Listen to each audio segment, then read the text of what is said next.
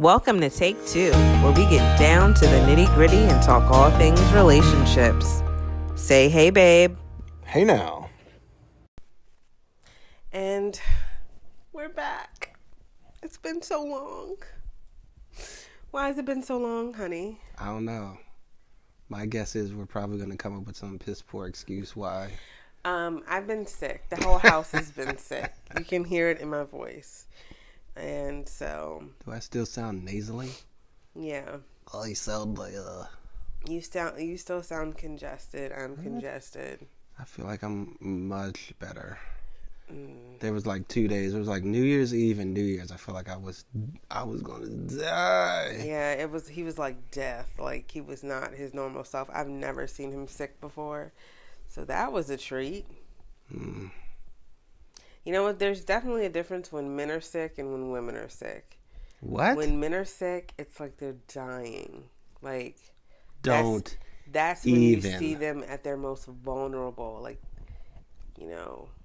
And I'm not saying this is you. I'm just saying. I was just getting ready to say. But he was a little bit on the baby side. But, how, Sway? I went to bed. Still helped with stuff around the house. I was joking. Still Disclaimer. Still got up and went to work. I was still working out. Oh my gosh.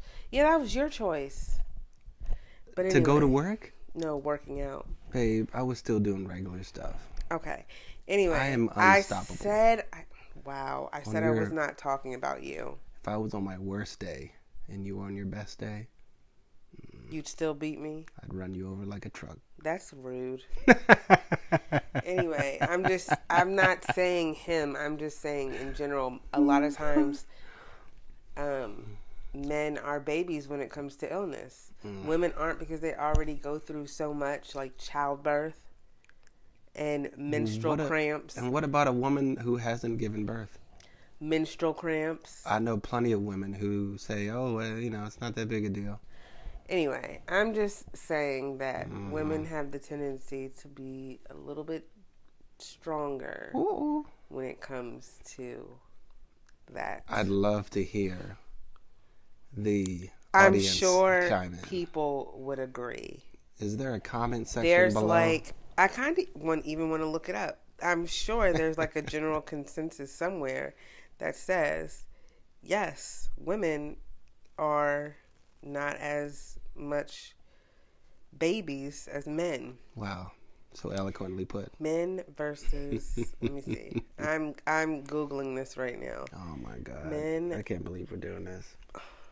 Versus women when sick. And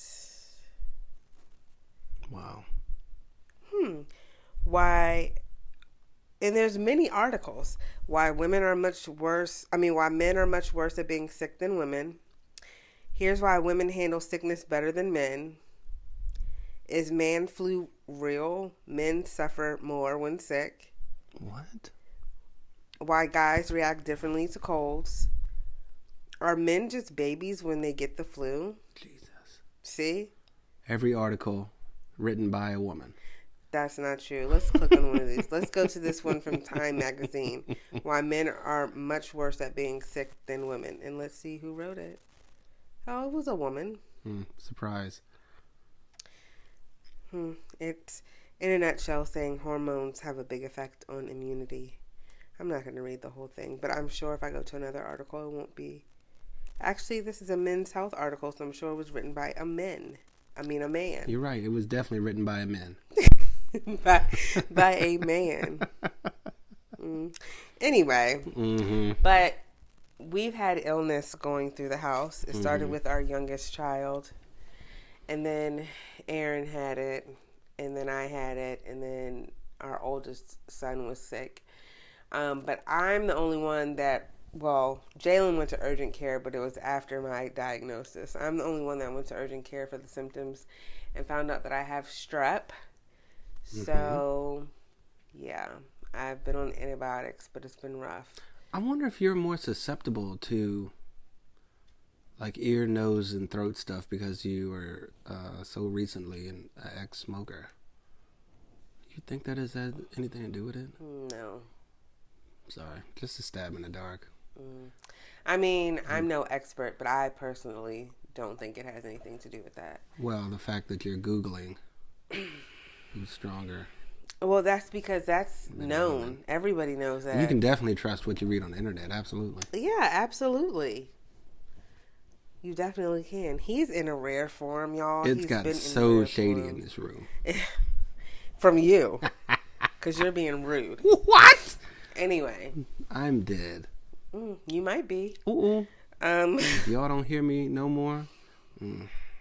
They know what happened. I was going to say contact my next of kin, but they probably not going to care. Yeah, they ain't going to give two farts. Contact City of Hyattsville. Tell them I can't make it in. Don't worry, I'll contact all the necessary people. Can I take life insurance? No one.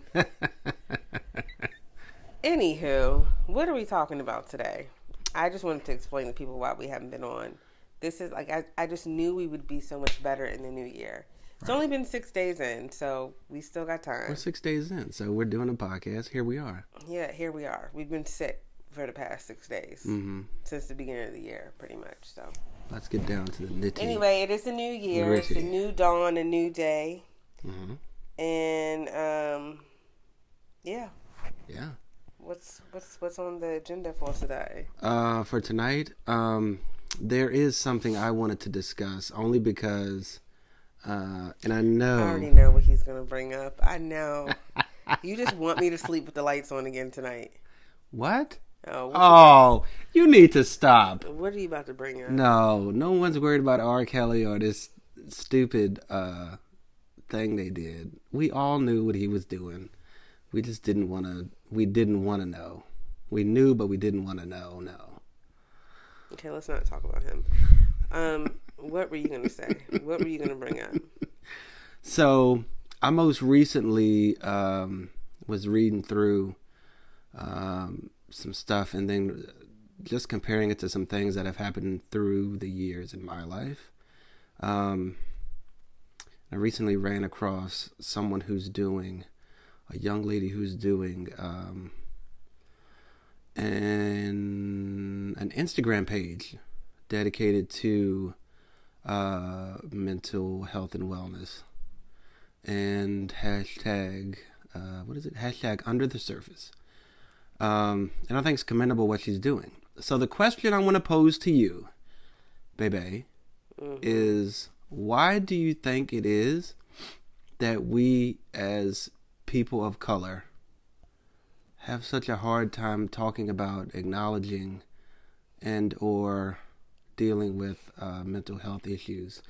Both of us having our own mental health issues to deal with. I'll talk about mine in a bit, but go ahead. I know we usually ask each other questions, so that's the question. Why do we, and I know a lot of times we like joke around and we're like goofy and silly on the podcast, but every once in a while we talk about something serious.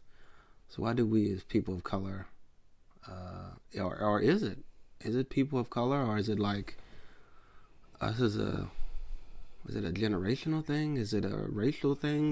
No, I think it's a people of color thing. And the reason why I say that is because I feel like over the years, like people of color, when it comes to things like that, like I don't want to say it's not socially acceptable, but we tend to keep things like that private and just in family.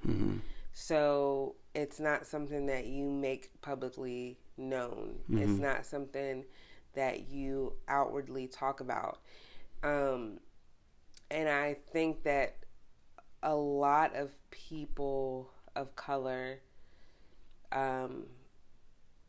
feel like it's not something that's really seen in our community. I feel like other people would feel like this is something that you would more so see in another race. Right. Or it's more prevalent in that race than it is in ours. So I feel like it's something that's kept under wraps. If there are any mental health issues, I feel like it's something that's just kept within the family. It's not really something you speak on. And so it's really just not, something that's talked about openly. I feel like statistically, and I'm not quoting any specific statistics, but just from things seen over the years, when you look at mental health and you look at people who, because of their mental health issues, shoot up schools or, they turn to suicide or whatever the case is, it's 9 times out of 10, it's more so another race than African Americans. Oh, I see what you're saying. And so, not that the African American community doesn't want to associate themselves with that, but it's something more so, I don't know, that they just keep under wraps. Do you feel like we, through the years, we as a people have had to make ourselves, I don't want to say tough, but we've had to make ourselves, for lack of better words, tough. Well, yeah, I feel like we already have so much going against us that's one less thing. And as you were thinking of your response or the question that you just asked, I was sitting here thinking to myself, it's also like you don't want to put something in the forefront that would make us seem weaker. Right. Yeah, that's probably a better word. So I feel like we kind of keep that to ourselves because we already have it hard. Right. Let's not throw that into the fire and make it another reason why, or to have a reason to have something else against us. And also, people might see sometimes mental illness as a sign of weakness, or we don't want to use that as an excuse as to why we do the things that we do. When there are mass shootings or whatever the case, these big things that show up in the news that's going on around the world, a lot of times it's blamed on their mental health.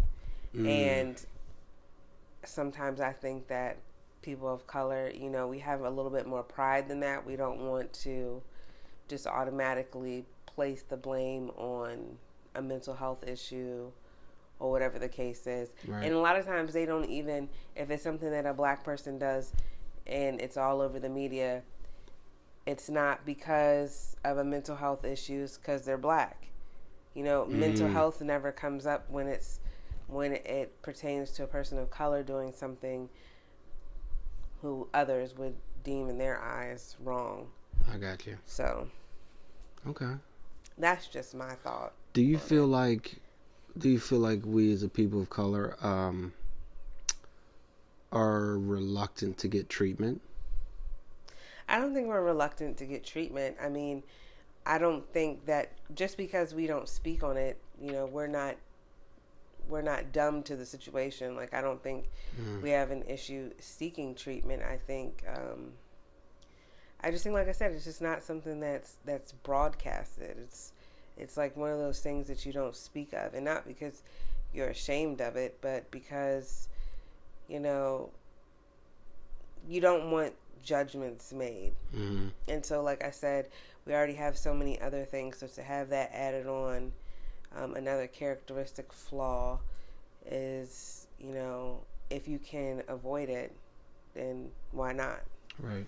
So I don't think that we have an issue with getting treatment. I feel like we are more supportive of those going through something like that, but Okay. Well, I would say, last question. Let me ask this last question and then I'll move on. I'll make my statement and then I guess we can wind up or whatever the case. In your struggle with anxiety, have you felt like you've been supported, or do you feel like your family has a full grasp or understanding of what it is you're dealing with, or do you feel like you're supported in that? I feel like there's support to an extent. I don't feel like anyone is going to fully understand what you're going through unless it's something that they've been through or that they've experienced. For me, the anxiety and the depression is like it's one and the same. So the anxiety takes a big toll on my mental and my emotions, and causes the depression. And sometimes, now I know what brings about the anxiety, what brings it to the surface. But I feel like it's always a feeling, or it's always something that you can't really describe. Right. And so that's why I feel like, somebody can try to be as supportive as they can, but they won't necessarily understand it until it's something that they've felt or experienced. I feel like my family is supportive as much as they can be, but sometimes for me, the anxiety or the depression is so intense, and it's intense to the point where I can't like fully convey through words what I'm feeling or what it's doing. And that can be frustrating to those who love you, who are trying to be supportive, because they want to help, but they don't know how to help, and we don't know how to explain. Yeah. So that barrier. Yeah, so I've had moments where I've been to the point where I'm just like, I can't do this, I can't, whatever the issue is. And my mother has gotten so frustrated. She's like, I don't know what you want me to do. Like, I don't know what. And I don't really know either. Because if I knew, then we wouldn't be having this conversation. Like, we wouldn't. I wouldn't be in the situation. But having mental health issues or mental illness or whatever can be very crippling. And it's like you don't want to have these type of issues, but you do. And the only thing you can do is either get treatment or find some type of support group, or like do your research and find out ways to kind of tame it, or calm it down, or I don't know. But it's hard to find that right support unless it's somebody who experiences what you experience. Right. Because if it's somebody who's never been through that, it's just like, you don't really know how to explain it. And a lot of things that I've gone through, like when my mom or my grandmother or whatever would always say that these phases that I would go through is me being loopy. And people who don't know me personally, like I would have these episodes where I was just like out of it. And now I've kind of pieced it all together and realized that it was the anxiety.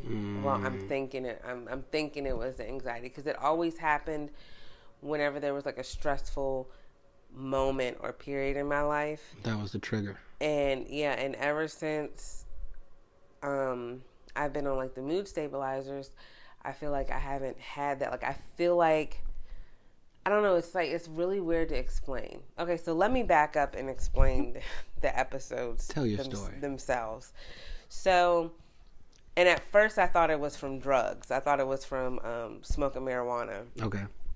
But then it would happen when I hadn't smoked marijuana. So I was really confused as to where it was coming from. So let me back up. The first time that it happened,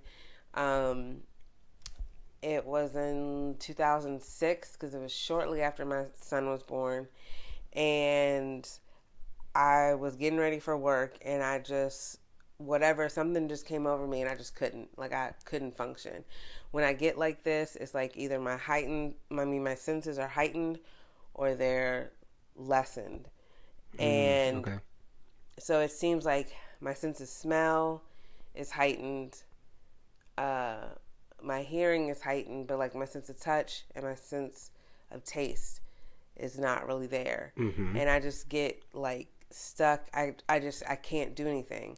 Like, all I want to do is lay in bed, because when I'm asleep, it like goes away. Right. But when I'm up, it's just like I can't really function. I can't drive. I can't do anything. I don't like talking on the phone because it just seems like everything that's going on is not really happening. And so I would get in these phases and they would last anywhere from like a week to like 2 weeks. And I could never really explain to anybody what it was without sounding crazy. Because when I tell when somebody's like, well, what's going on? And I'm like, I don't know. Like, I feel like my senses are heightened or they're not there, or I'm like stuck. Like, I literally was stuck. Like, when these times would come, I couldn't go to work. So I'd have to like call out of work and say that I was sick, or try to go to work and function it. But it would be like somebody would be talking to me and I'd be like, you'd be there, but not there. Yeah, I'd be there, but I'd be physically there, but mentally not there. And it'd be like they'd be talking to me, and I feel like everything was just like moving in like slow motion. I don't know, it was really weird. And the reason why I thought it was marijuana was because right before that happened, I had smoked, and I'm not really a smoker. And what I think happened was that one time when I used to do recreational drugs, little wacky weed. Yeah, something that I smoked, it was laced, and it's like ever since then, it's triggered. So every time I would smoke, like it would trigger that feeling, and like I couldn't be around it because even if I got like hot box and somebody was smoking like around me, it would trigger it or whatever. And so I'm not sure if it's that or but it's all like a chemical thing in your brain, so it's whatever. But even still, that's led to you making the decision, and this is years ago, that marijuana use probably wasn't the best thing for you. Right. So fast forward a few years, in 2016, so 10 years later, I had a severe like breakdown. And there was a trigger of stress, and I had smoked, but there was like a trigger of stress and all this other stuff, and this was like the worst, like my breaking point. And when I went to the doctor, who eventually helped me with treatment and everything, he told me that smoking marijuana has a reverse effect on me. So where most people, it makes them like happy and whatever, they're like on cloud 9, it makes me depressed. It does the complete opposite. So he told me that I had to stay away from that and like drinking and things like that, because it does the exact opposite, which made sense because every time it happened, then I would get in this what they call loopy. So I couldn't smoke, and then I'm like, well, maybe it's not that. So maybe if I smoke, like I'll be fine. No. And then a few days later, I'd be like that. So anyway, I don't know. It's just, I don't know what I said all of that for. But you're just telling the story, and we appreciate it. Now that I'm on the mood stabilizers, like I haven't had an episode like that, but there will be some times where like I'm doing something and I'll be like, did what I did yesterday, did that really happen? And like I know I'm not in a loopy phase, right? But it's like sometimes it almost feels like when I feel like I'm normal. How do I want to say this? Like when I feel like it's reversed. Like sometimes I feel like, well, maybe when I'm in that trippy state, like maybe that's normal, and every other time is. Do you know what I mean? Yeah. So like, what's the real reality? Right. So like today, when I finally got up and got dressed and everything, and I was straightening up the living room, and I was looking out the window, and I was like, what was going through my head when I parked the car like that? Like, was I out of it last night? You know, like stuff like that. Like that happens often. I'm like, maybe I was feeling a little loopy last night, but I felt like I was fine. But like, it's always like the next day, it's like, maybe I wasn't. So I don't know. It's just weird. I just want to be normal. And that's all that I want. But whatever. And a lot of times if I feel like I'm getting ready to be loopy, I'm like, you know what, if it comes, it comes. I just have to ride the wave because there's nothing I can do to stop it. Like, it's Right. gonna happen. So yeah, mental illness, it's fun. Well, I think that's another, just one of the great things about us here at TakeTew. I feel like what's so special about me and you is that we understand each other on a level that's different from what other people would understand us. And not from an anxiety standpoint, but from the standpoint of depression. There's a lot of stuff that makes sense. So I forget how old I was, but I know it was early teens. Early teens, I was diagnosed with clinical depression.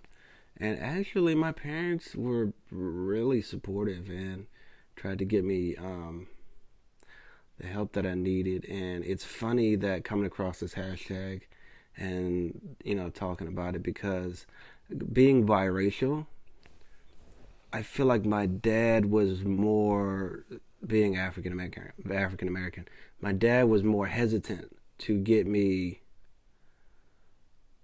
to a psychiatrist and on medication. And my mom, being Caucasian, was more pro getting help, putting on medication and things of that nature. So it's kind of interesting to see, how all that played out. But anyway, but they were, how it played out is they were both very supportive. I ended up getting, trying a couple different medications in early teenage years. And then really came off of it because I really just didn't like the way it made me feel. So I lied to my doctor, lied to my parents, and had to keep that lie going. Fast forward until, early 30s. And I just recently got back on. And I guess the thing is that, as it's been explained to me, is that medication and the industry has come so far that a lot of the way it made you feel back then, isn't the way, the different side effects and stuff you'll get now.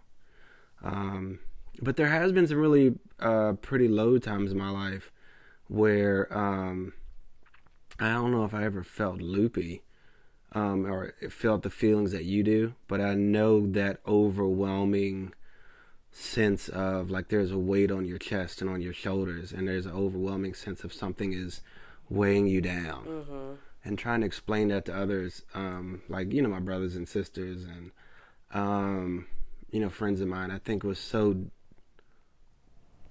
was beyond difficult. So I think I got to a point where I didn't even try. Right. And I was just like, you're not going to get it anyways. So it's difficult when people say, oh, just talk to somebody about it, because even as an adult, there's so many people you would talk to. I talk to some of my friends and stuff later on and be like, oh, by the way, I'm depressed. And they would go, or I suffer with depression. And I think the first thing they would say is, depressed? No, not you. Like, you're pretty, you're always cracking jokes, you're an easygoing guy, da da da da.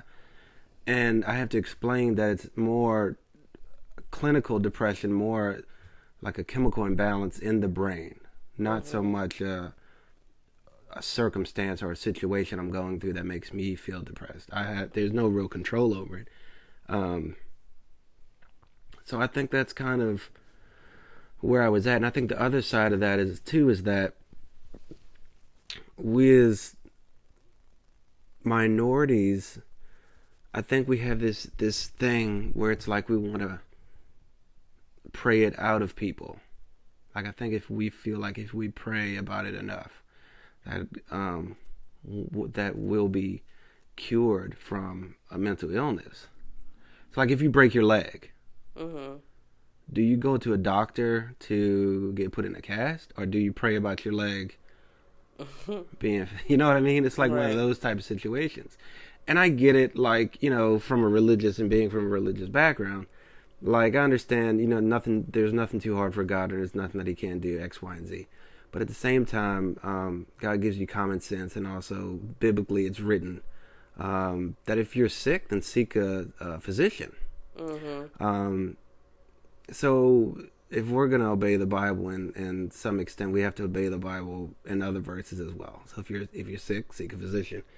But for whatever reason, I think mental illness falls under one of those categories of it's all in your mind, and God controls your mind, or God can control your minds and can control your thoughts, and just pray about it. And if you pray hard enough, it'll go away. And I simply don't agree with that. So yeah, the interesting thing for me is that probably from the age of, I don't know, I want to say like 16, 17 to early 30s, I wasn't medicated at all.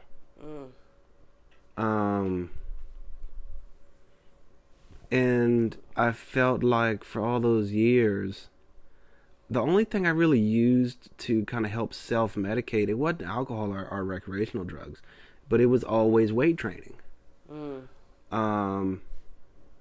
And that's what I found interesting about her name. I can't think of it right now. But the young lady who does the hashtag Under the Surface also does like strength training stuff. But what I realized is I never started doing it. I never started weight training or strength training or exercise, whatever. I never started any of that for what I thought was the right reason. But I feel like I was chasing that void that I would get into. In that moment, like you said, when you're asleep, everything goes away. For me, when I was asleep, everything went away. But what I also realized is when I was solely focused on that next set, that next rep, when there's like a super heavy barbell on my back, and I know I have to focus on putting my hips back, spreading my legs apart, driving with my hips, contracting my glutes, keeping my upper back tight. There's so much on your mind at the time that you only focus on lifting. And I think it was an escape, and it allowed me to, at least for that 1 hour of every day, to not think.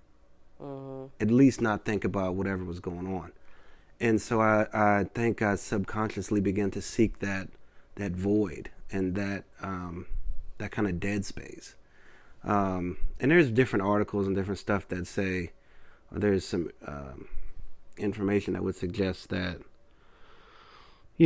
fitness and stuff like that raises certain hormones or chemicals in your brain, blah, blah, blah, blah, blah, blah, blah, that might help people who are depressed or whatever the case. But I just find it interesting how I was doing it without even knowing it. Anyway. Wow, that was like a really serious and deep conversation. Well, I have a question. What made you, what prompted you to go and find out that you were diagnosed with clinical depression? Like, was there an event or? I honestly, like, trying to think back, I think my mom noticed, I feel like it was her. I feel like my mom noticed something in my behavior. Like, I wasn't one of those kids who was, like, cutting themselves, or I tried to hang myself, or, like, something really drastic like that. I never tried to, like, kill one of my friends, or it was all kinds of, like, wicked stuff I was into that no one knew about. Why are you looking at me like that? Because should I be concerned? No, but I mean, it's nothing like we haven't already talked about before. Like, I was really into like setting stuff on fire and matches and lighters, and there was like an instance where like our trash room, like I almost burnt that thing to the ground, just setting stuff on fire and shouldn't have been. And like slingshots and like killing like stray cats and squirrels and like stuff like that. Like something a serial killer or sociopath would See, do. you know what? See, this is why we as people in color don't talk about this. So there was like all kinds of like little odd, wicked stuff like that I was into when I was really, really young. But I think my mom noticed some behavior in me, and something about it just didn't sit right. And I think she had me tested with the school counselor, and then that led to me going to somebody else, and into my actual primary care, and then the primary care. I feel like that's the way it went. Anyway, so I think that was about. That's all I can remember that led to it. I don't think there were any thoughts of ending my own life until I was older.